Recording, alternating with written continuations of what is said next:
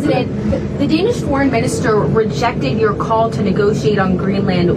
What will... I didn't call him. No, sorry. The Danish foreign minister rejected what you said in your speech that you were hoping to negotiate. A few moments later. All right, Fox News alert out of Davos, Switzerland. Breaking right now, new information from President Trump about Greenland.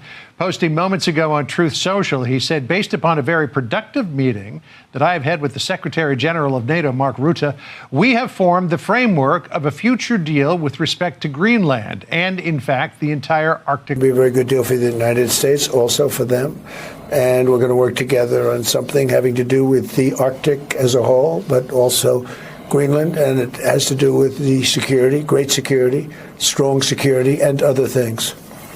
The market, 600 points, getting back a lot of some of the nervousness we had in the last couple of days. The tariffs are off. Nothing happens on February 1st. No, we took that off because it looks like we have pretty much a concept of a deal. A deal of ownership, a deal... Well, it's a little bit complex, but we'll explain it down the line. But the Secretary General of NATO and I and some other people were talking, and it's the kind of a deal that I wanted to be able to make. Where does Denmark, did they weigh in on what they want, what they would agree to? Well, I assume they did because he very much represents, he's a strong leader. Mark, you know Mark Rutte.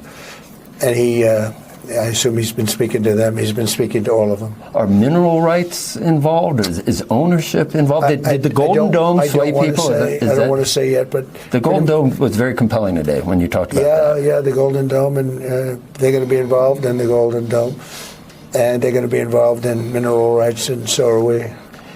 It's not specific enough to know at this point how long this lasts, whether it's... Forever. Forever. It'll be forever. For Greenland at this point. Yeah.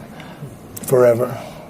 That's staggering. That's better than a 99-year-old. This is what, 2 hours after. It's better than the Obama deal with the famous Iran nuclear deal with a 9-year deal.